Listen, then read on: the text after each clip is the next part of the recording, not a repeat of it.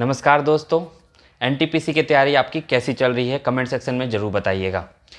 दोस्तों एनटीपीसी अब होने ही वाला है और नॉर्मलाइजेशन के बारे में बहुत सारे सवाल आ रहे हैं, बहुत सारे मिथ हैं, वहम है लोगों के बीच में। तो मैं इस वीडियो में नॉर्मलाइजेशन के मिथ को क्लियर करूंगा और आपको ऐसे 3 उपाय बताऊंगा जिससे कि आप नॉर्मलाइजेशन से बच सकते हैं या नॉर्मलाइजेशन को हैंडल कर सकते हैं। उनके क्या उपाय हैं, ठीक है। तो सबसे पहले मैं आपको सिंपल भाषा में नॉर्मलाइजेशन बताता हूं।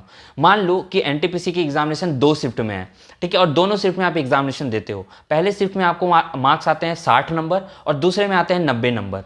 अब देखो, आप इंसान तो वही है, नॉलेज भी आपका उतना ही है, तो फिर कैसे आपको 60 नंबर आ गए और 90 नंबर आ गए। 60 वाले में आप लगोगे मीडियोकर स्टूडेंट और 90 वाले में आप लगोगे कि यार अच्छा स्टूडेंट था। तो आप एक्चुअल में कैसे स्टूडेंट थे?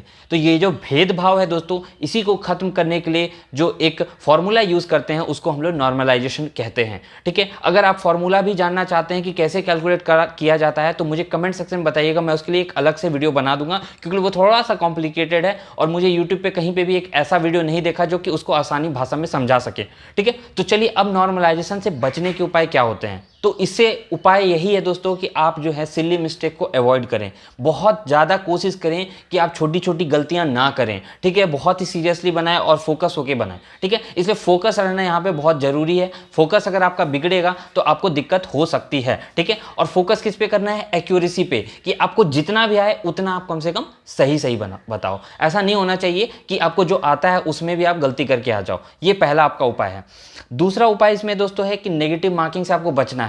अगर आप सिली मिस्टेक नहीं करते हो, एक्यूरेसी पे ध्यान देते हो, तो ऑब्वियसली आप नेगेटिव मार्किंग पे बच जाओगे। लेकिन ऐसा नहीं होना चाहिए। नेगेटिव मार्किंग स्टूडेंट्स कब करते हैं कि मान लो 90 मिनट का टाइम है और मेरे पास 70 मिनट में या 80 मिनट में मेरे क्वेश्चंस हो गए, तो मैं क्या करूंगा, एक बार फिर से जाऊंगा और कुछ कुछ क्वेश्चन पे तुक्का मारने की कोशिश करूंगा। तो इन चीज़ों से बचना है। नेगेटिव मार्किंग आपको हमेशा बचना है, ये बात आपको ध्यान रखना है। तुक्का मारने की कोशिश नहीं करना दोस्तों। तो चलिए दोस्तों, सबसे पहले थर्ड स्ट्रैटेजी की बात करते हैं। तो उसमें सबसे पहला जो आता है आपके पास पॉइंट कि आप नर्वस ना हो, ठीक है। अब नर्वस कब नहीं होंगे? जब आप ज़्यादा से ज़्यादा मॉक टेस्ट लगाएंगे, कॉन्फिडेंट रहेंगे अपने अंदर, और जिस दिन जा रहे हैं उसे 1-2 दिन पहले रिलैक्स करके रहेंगे। अगर ज़्यादा टेंशन लेंगे कि अरे यार मुझे करना ही करना है, तो फिर आप नर्वस हो जाएंगे। आप ये सोचिए कि आने वाले एग्जामिनेशंस भी हैं, ग्रुप डी भी हैं और भी एग्जामिनेशंस होंगे, तो उतना स्ट्रेस नहीं लीजिए, ठीक है। पहला पॉइंट। दूसरा है कि ऐसे विषय चुने जो कम समय लेंगे, ठीक है। अब ये विषय जो हैं वो अलग अलग स्टूडेंट्स के लिए अलग अलग होंगे। मेरा अगर मैं दूंगा तो मैं जीए सबसे पहले करने की कोशिश करूंगा, फिर रीजनिंग या मैथ्स करूंगा, जो मेरी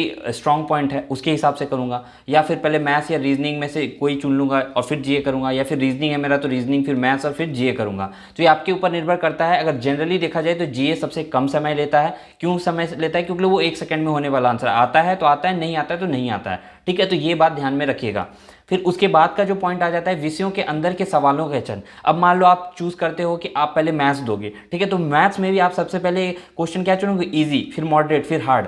और आपको कैसे पता चलेगा कि इजी है, मॉडरेट, हार्ड है? क्योंकि आप इतना ज़्यादा प्रैक्टिस कर चुके होंगे कि आपको पता होगा अच्छा इस टाइप का क्वेश्चन है तो इसमें कितना समय लगेगा, ठीक है। तो जिसमें ज़्यादा समय लगने वाला है उसको आप बाद के लिए छोड़ सकते हो, और आपको एक यहाँ पे रफ पेपर करने के लिए मिलेगा तो आप वहाँ पे हार्ड, ठीक है, फिर क्या कहता है एम और इजी करके ऐसे कॉलम बना सकते हैं। और हार्ड के लिए जो जो क्वेश्चन आप बाद के लिए छोड़ रहे हैं, जैसे मान लो 12 नंबर क्वेश्चन छोड़ रहे हैं, तो आप लिख लो उसको, क्वेश्चन नंबर इतना मैंने छोड़ा है जो मैं बाद में करूंगा, मुझे आता है, ठीक है। तो इस तरह से करके आप यहाँ पे रफ वर्क भी अपने हिसाब से कर सकते हैं।